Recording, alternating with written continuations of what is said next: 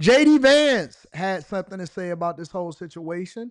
And so before I read super chats, I want to go over to JD Vance. Let's see if we can get a little bit of a Vance in here.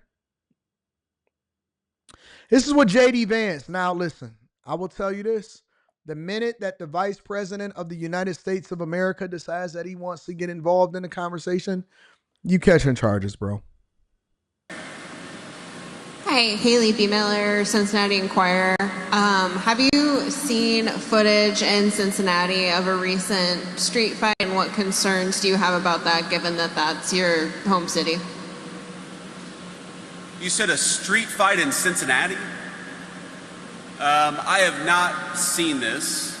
Sorry, give me a little more background, Haley. I'm not sure about this. There was a group of people who attacked a couple folks on the street in Cincinnati.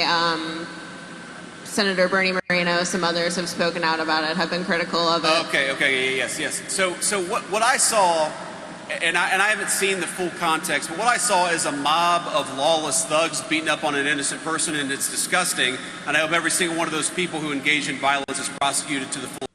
Now, let's stop here for a second. We're going to get the whole full rhetoric. Do you know that there are, when I actually seen some of the reactions and what people were saying, that people were actually bothered at the fact that he said that there were some senseless thugs that were beating up on people? People were more mad at the rhetoric of him saying that they were thugs than they were at the actions of what happened, and the fact that there was a woman and a man that got beat out of their mind. People are literally upset at the rhetoric of him saying that they are thugs. Let's continue. Extent of the law. And they will be. They will be so long as law enforcement in the state of Ohio takes their job seriously. I know Dave Yost cares a lot about these things. But yeah, I actually, you're right. Bernie did send me a clip of this, and we talked a little bit about it. I don't know the full context. I don't know how the fight started. But the one part that I saw that was really gruesome is you had a grown man who sucker punched a middle-aged woman. And where I come from, at least, when you have a grown man who sucker punches a middle-aged woman, that person ought to go to jail for a very long time. And frankly, he's lucky there weren't some better people around, because they would have handled it themselves. But if they're not going to handle it, the cops in Cincinnati, the law enforcement, you've got to prosecute people. I agree 100%. When I seen that woman get mollywopped, I was like, you know what?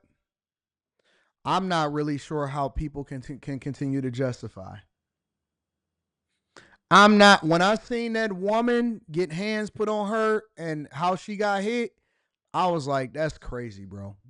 That is actually crazy. I wish I could play it here on YouTube, but I can't, because it'll get everything flagged and all of that, because YouTube used to be different. You used to have fights on YouTube. Now YouTube has cleaned everything up because they are the #1 media source in the world. But Laquan, typical, of course. Laquan says equal rights and lefts. Laquan justifies this nonsense. Now, again, I already knew that this was coming, so I was emotionally prepared to have this conversation.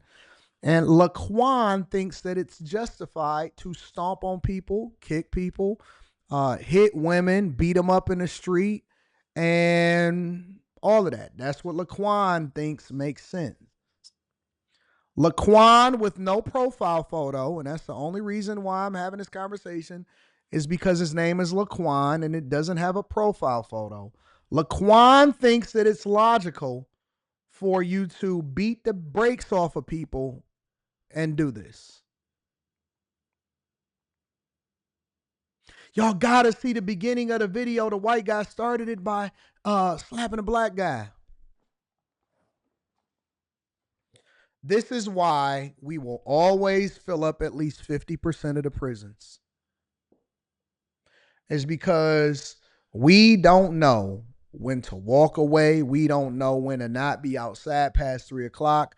We don't have limits. We think that everybody should die. I'm going to kick your kids in the street because I'm offended at the fact that you did this or did that. We have no chill. We don't have no couth. We don't have anything that allows for us to be able to know where to draw the line and when not to draw the line, how to defend ourselves, but not stomp a woman in the street or something like that. And so, we think that it's justified to be able to beat the brakes off of a woman because we feel some type of way about who started it and who didn't start it. This is the way that we think as people.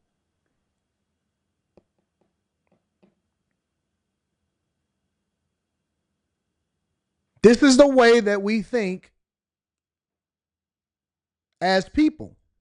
This is how we logically.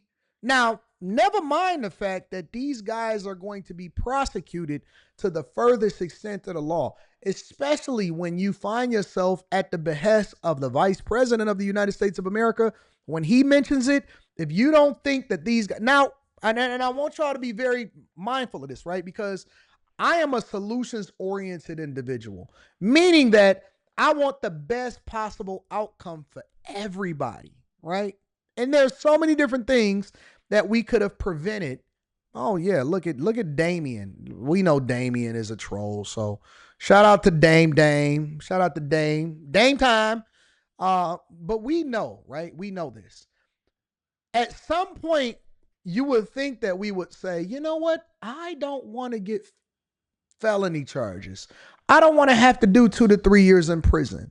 I don't want to find myself in a situation where, my kids can't see me, because we all know that somebody in that crowd that was beating up on somebody got some kids that they're not going to be able to see, right? We really, somebody said, I don't believe you would have took that slap, Anton, you would have wilded out. Well, here's the difference between me and you. I wouldn't have been out there at 3 o'clock in the morning. That's number one.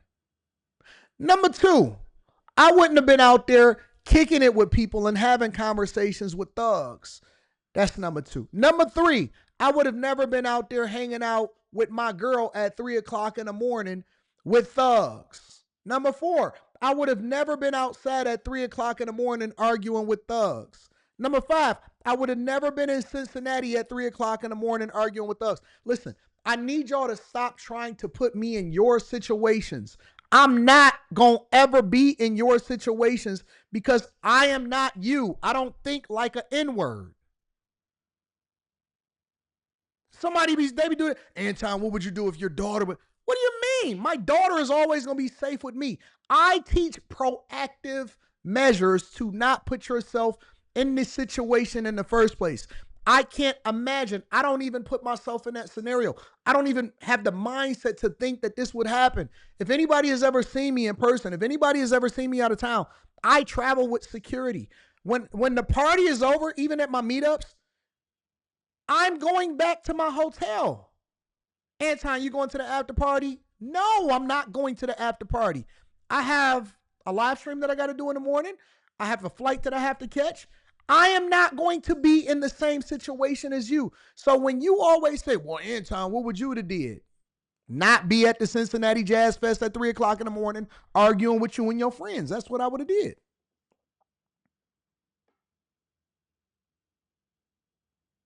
I would have not been at the Cincinnati Jazz Fest when there was no jazz being played in the middle of the street, because I know that there's nobody performing at 3 o'clock in the morning on the streets of Cincinnati.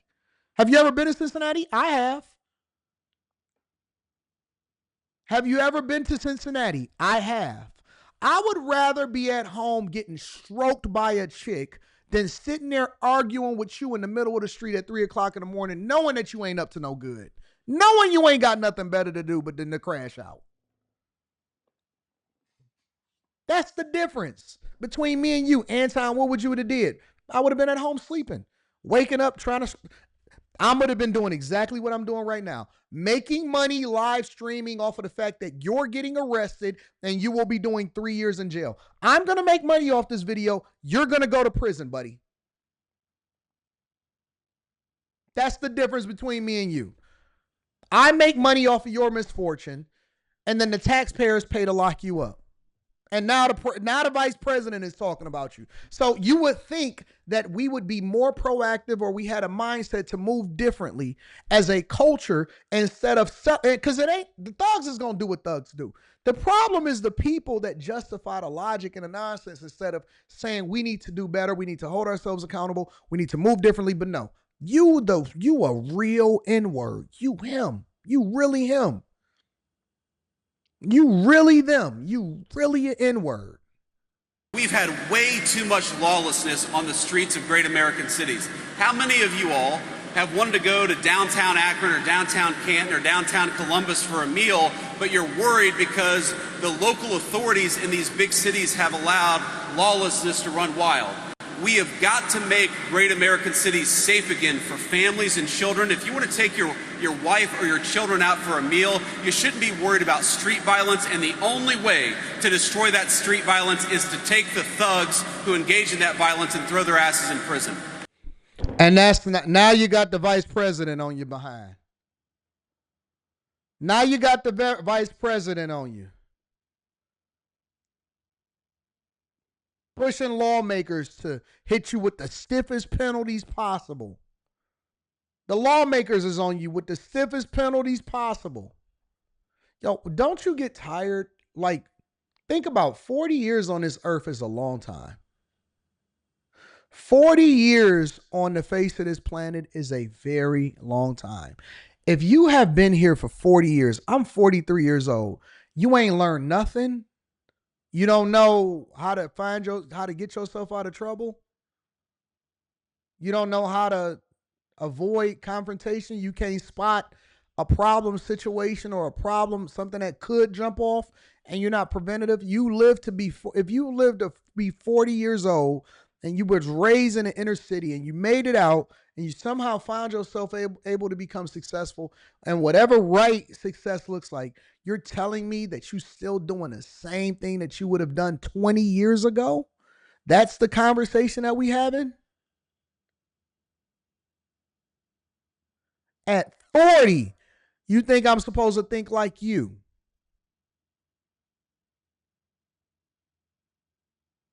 Got it. Got it. Cool. We all on the same page. Just want to make sure that we all looking at things the same way. Make sure you hit a like for the algorithm, subscribe to the channel, and turn on your notifications. I don't. I can't. It's not registering with me. It don't hit me the same way. I don't understand why y'all think the way that y'all do.